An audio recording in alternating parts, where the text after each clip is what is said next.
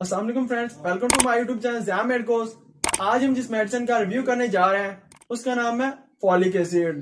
Folic acid 5 milligram की potency में available है और ये जाफा फार्मास्यूटिकल्स की एक प्रोडक्ट है। अगर इसके साल की बात की जाए तो वह क्वाड्रिफोलिक क्वाड्रिफोलिक जो कि ग्लूकोज अमाइन साल्ट है 6s5 मिथाइल टेट्राहाइड्रोफोलेट का, जो कि एक्चुअल में बायोलॉजिकली एक्टिव और रिड्यूस फॉर्म है फोलिक एसिड की, और ये स्ट्रक्चरल एनालॉग भी है फॉलिक एसिड का। अब फॉलिक एसिड की केमिस्ट्री को डिस्कस करते हैं। तो फॉलिक एसिड एक विटामिन है बी कॉम्प्लेक्स का, जिसे विटामिन B9 या फॉलिसिन भी कहा जाता है। इसकी दो फॉर्म होती हैं, फोलेट फॉर्म जो कि सिर्फ और सिर्फ फूड में प्रेजेंट होता है, जबकि दूसरी फॉलिक एसिड जो कि सिंथेटिकल मैन मेड फॉर्म है विटामिन B9 की, और इसी फॉर्म को ही मल्टीविटामिन्स में ऐड किया जाता है। अब फोलिक एसिड के बायोलॉजिकल फंक्शन और रोल को डिस्कस करते हैं। तो जब भी हमारी बॉडी में न्यू सेल फॉर्मेशन हो, ब्रेन सेल फॉर्मेशन हो, ब्लड सेल फॉर्मेशन हो, या RNA DNA genetic material formation हो, तो उसमें फॉलिक एसिड रिक्वायर्ड होता है। और स्पेशली ड्यूरिंग प्रेगनेंसी में आपको ज्यादा फॉलिक एसिड की रिक्वायरमेंट होती है, क्योंकि उस टाइम आपके डेवलपिंग बेबी को भी अपने ब्रेन और स्पाइनल कॉर्ड फॉर्मेशन और डेवलपमेंट के लिए फॉलिक एसिड की जरूरत होती है। अब बात करते हैं कि ये प्रेगनेंसी में कैसे रोल प्ले करता है। तो जब आपका baby early stage embryo stage में होता है, तो न्यूरल ट्यूब जो कि छोटा सा ओवल शेप पीस होता है एम्ब्रियोनिक टिश्यू का, वो फोल्ड होता है। तो जब वो फोल्ड होता है तो वो क्लोज करता है न्यूरल ट्यूब को, और जब न्यूरल ट्यूब क्लोज हो जाती है तो वो हेल्प करती है बेबी के ब्रेन और स्पाइनल कॉर्ड की डेवलपमेंट और फॉर्मेशन में। तो ये तो है नॉर्मल प्रोसेस जो कि कंसेप्शन के 28वें दिन से शुरू हो जाता है। लेकिन अगर आपको फोलिक एसिड की डिफिशियंसी हो तो इससे न्यूरल ट्यूब डिफेक्ट्स जैसा कि स्पाइनल बैफिडा हो गया, जिसमें न्यूरल ट्यूब का जो नीचे वाला पोर्शन है वो क्लोज नहीं होता, जिससे एक एक्सटेंशन एक एबनॉर्मल सरफेस अपेयर होती है, जो कि फर्दर लेग पैरालिसिस, जिस्मानी माजूरी, डेवलपमेंटल डिले और नर्वस सिस्टम डिसऑर्डर्स को कॉज करती है।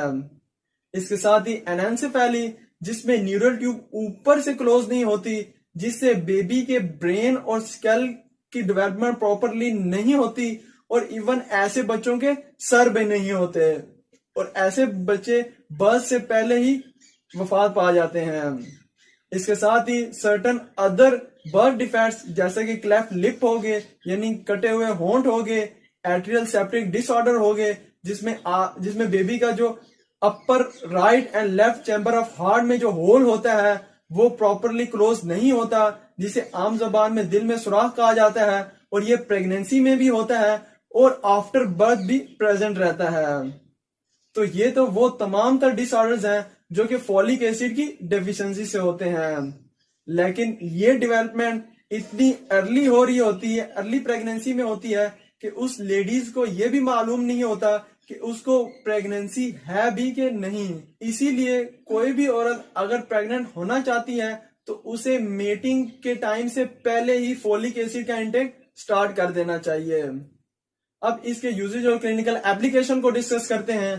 तो अगर आपको फॉलिक एसिड डिफिशियंसी हो, आपको एनीमिया हो यानी रेड ब्लड सेल काउंट कम हो, मेगालोब्लास्टिक एनीमिया हो, फोलेट डिफिशियंसी एनीमिया हो, या अगर आपके बेबी डेवलपमेंटल डिफेक्ट्स हो जैसा कि स्पाइनल बैफिडा एनेंसेफेली हो, या अगर आपको विटामिन B12 की डेफिशिएंसी हो, या अगर आपको फ्रीक्वेंट मिस कैरेज होता हो, तो उसके ट्रीटमेंट के लिए आप इस सप्लीमेंट को यूज कर सकते हैं।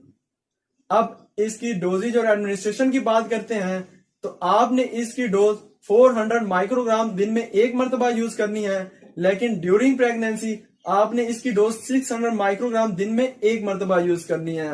ये मेल और फीमेल दोनों के लिए इंपॉर्टेंट है, मगर फीमेल में इसका रोल ज्यादा इंपॉर्टेंट है।